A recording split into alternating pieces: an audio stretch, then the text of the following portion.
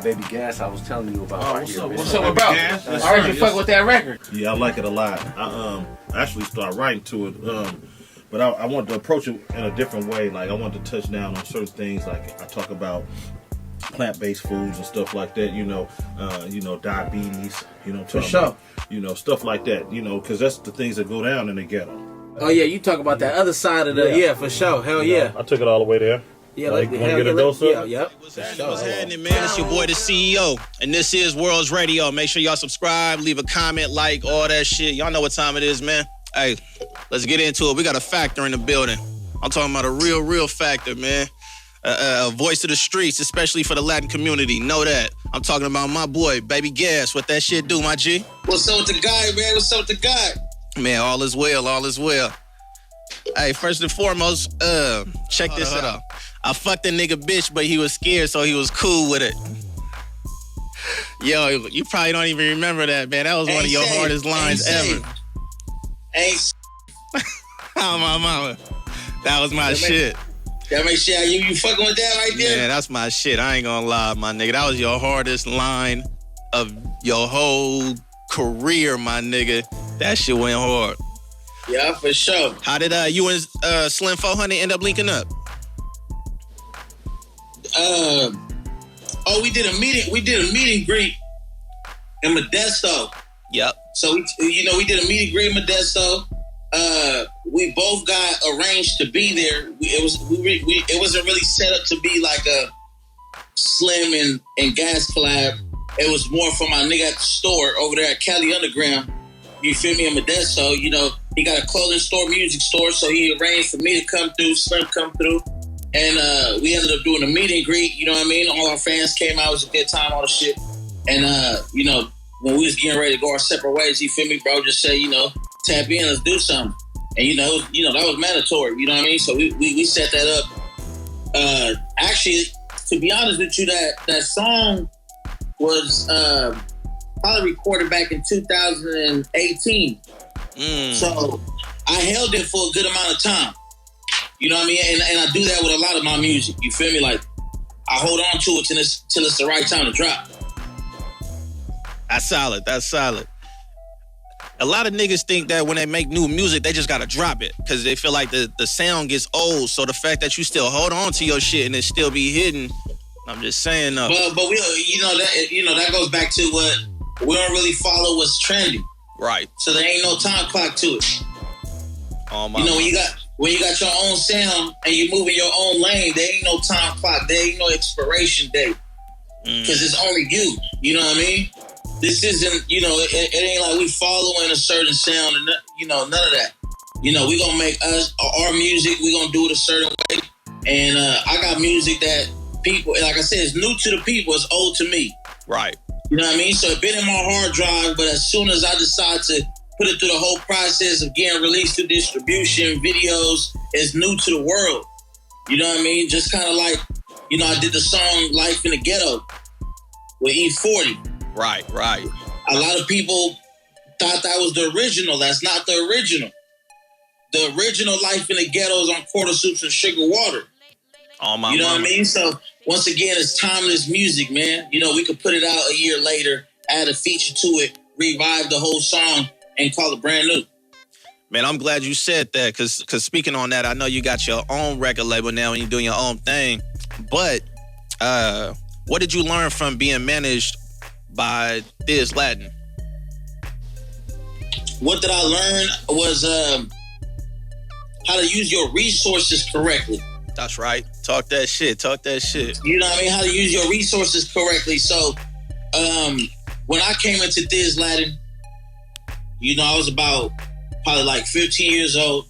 Facts. You know what I mean? And it was at a point where there was different branches opening up in different parts of the U.S. And they even had one all the way in Honduras, right? So what it was now we had an open platform and an excuse to certain states because there was a branch there, right? Oh, so you kick down more doors like that. Yeah, so now you know how to utilize. I mean, everybody want to go. Everybody want to go to Kansas City or everybody want to go to Iowa, but you ain't got nothing to pull up for. Right. You know, these ain't states that you pull up for a vacation. You know what I mean? So, you know, we pull up and, you know, we start connecting the dots. And that's the main things that I learned from being manager with Thizz Latin is learn how to use your resources. Niggas be having all types of contacts in their phone and they don't stay in touch. You know, that's real important. You know what I mean? Because everybody, whether at the time you might have you might have a list of contacts that's doing less than you. Keep in mind, your wave only lasts so long. Somebody else gonna get their turn, bro, and it might be better than people in your contacts. You know what I mean? So if you stay connected, share your platform to the ones that fuck with you. You know, when the tables turn, you know it's automatic. Solid. Speaking of resources, bro, you gotta tell me, man, what that feeling was like the first time you hit Worldstar. Man, it was dope. Oh my mama. I think that whole project, you know, Ghetto Vato, that whole project is really dope to me because I think the fact about it was, bro, the biggest shit in my life happened when I dropped that project. You know what I mean? And you know, when I say that, it's like, you know, we put 24 billboards up in my city, you know, all over Oakland. That's right. You know what I mean? All sides. 24 billboards with my face on it. You know what I mean? And that was for the culture. That's real. You know what I'm saying? So, I mean, it was a blessing, bro. Like, never would I have thought that a young Hispanic kid from East Oakland would be on some shit to where they finally start slowly shedding that light, you know what I mean, on what we doing. It's important, bro. It's for the people. And I think, you know, it's real important, even though we've had artists over the years, you know what I mean, now for not only the Latin community, but the others as well. You know, the Asians, you know what I mean? People out of the Middle East. You know what I mean? Like, I feel like it's the others' time right now to get their light. You know what I mean? And that's real. And when I say light, it's not only really about music. I'm talking about just in general, bro. Like, we got a story too, and we grew up in the same trenches. You know what I mean? So, oh my mama, I'm proud of you, bro. 20 plus billboards popping in your city. Come on, man. You can't tell me you ain't that guy. That's solid, my G. We working, man. We working. We blessed for sure. No doubt. And you got that new single that you have put out recently, man, The Mex. You took that shit to the neck and did it solo, bruh. I like that shit. Yes. And I just dropped a newest one that I dropped strictly on YouTube right now. We'll have it on distribution soon. Okay. But I did it on YouTube. It's called Lost Them All. I just dropped a brand new video called Lost Them All. So y'all make sure y'all go check that out. And then April 17th, I'm dropping my Vamanos remix featuring Ruben Paz and R1 Licencia. So y'all make sure y'all go peep that. That's dope, man. I'm gonna for sure check it out on me. I'm gonna check it out. For sure. I got a question, man. This one for the streets, man. Question for the streets, man. If a nigga been rapping, right, for like 10 years, and he's still staying persistent at it, but it ain't popped off yet, you feel me? It ain't went big, it ain't went viral, none of that, but he's still chasing it. How long do you chase something before you just call it quits? I mean, it all depends on what you chase. Right. Now, this is what people don't understand, is that not all these artists going viral will make it mainstream. I mean, some people ain't never gonna be A-list celebrities. Yeah. You know what I mean? You know, you ain't gonna be the artist. Not everybody become the artist that the paparazzi chase around. You know what I mean? That's real. Some people are comfortable making $250,000 off a rap every year and chilling. Real shit. Some people want M. Some people trying to touch 100 mil. You know what I mean? But I know plenty. I won't say no names, but I know plenty of artists out here making $250,000, which is the same salary as a doctor. You know what I mean? Making $250,000 comfortable.